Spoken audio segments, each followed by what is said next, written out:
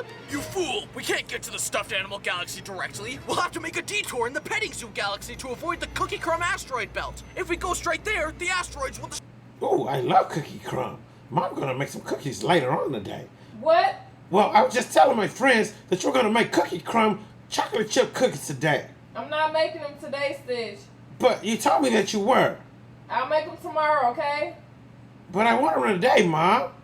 Stitch, tomorrow. Oh my God.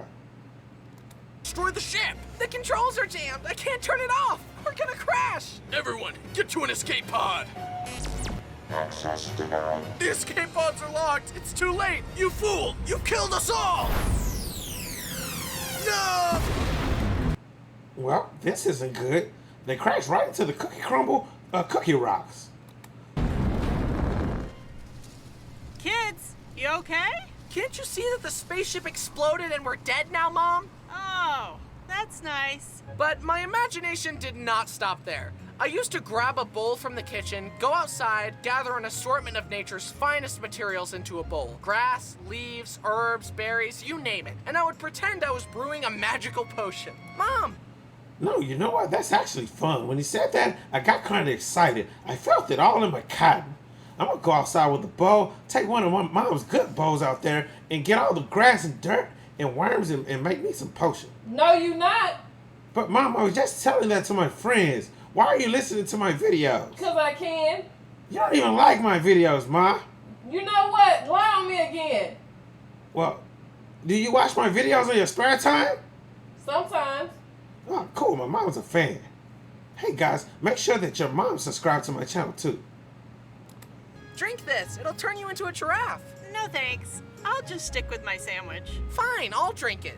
Bryson, don't! Wow, it really worked. Yeah, I don't think he should have drunk that. It's just for pretend, Bryson. Who?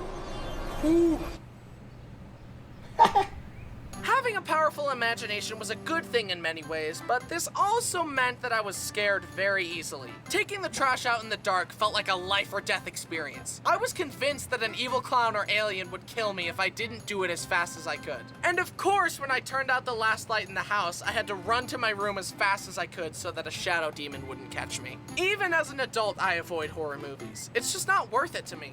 I'd rather be happy and sleep well. But I wasn't just susceptible to scary things in movies. I also fell victim to fear-mongering stories designed to make me more obedient from my parents. This is Santa. If you're a good boy, he'll give you a present at Christmas. Awesome! And this is the boogeyman. If you're a bad boy and disobey us, he'll kill you. Slowly and painfully. Now, why would a parent ever say that to a child? I don't remember my mom showing me that boogeyman like that, or whatever his name is. But I do remember Santa. He'll violently rip your arms off and use them to bash your head in.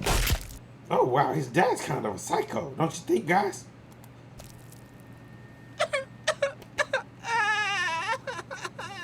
My dad really told me that if I played too many games on the GameCube, that it would take over my mind and I'd never be able to stop playing. This scared me to my core, and it's the reason I didn't start playing a lot of video games until I was 14. But there is something to be said about how good it was for me to play outside all the time. I am grateful that I didn't fry all my dopamine receptors with an iPad at age 5. Instead, I spent my time in glorious nature eating dirt. Having fictional fears that never came true was one thing, but even the real life stuff that I was scared of never came true. I honestly thought I would be on fire way more than 0 times. Now, why the heck would you want to be on fire? Especially someone like me. I'm made of, like, nothing but fur and cotton. If I go up in flames, it's a done deal. What's the point of knowing stop, drop, and roll if I never get to use it? Quicksand, tornadoes, the Bermuda Triangle, and piranhas haven't been an issue either. What I should have been scared of was housing prices and taxes. No one warned me about that. When I was 5, I was wasting my time watching Thomas the Tank Engine when I should have been investing in real estate. I probably could have purchased this house for 6 Lincoln Logs and a stick of gum, but now it costs $2 million. I'm such an idiot. But I digress. Plus, I'm not dead yet. The quicksand and tornadoes still have a chance to get me. No, Bryson was actually giving a lot of game on this point. I mean, yeah, you really should be investing versus playing with toys and watching cartoons all day. While at school, my house, my teacher, my mom, would give me writing assignments. One of these assignments requested that I write a sentence with at least 50 letters in it, but I decided that was too hard. So to make it easier on myself, I wrote this.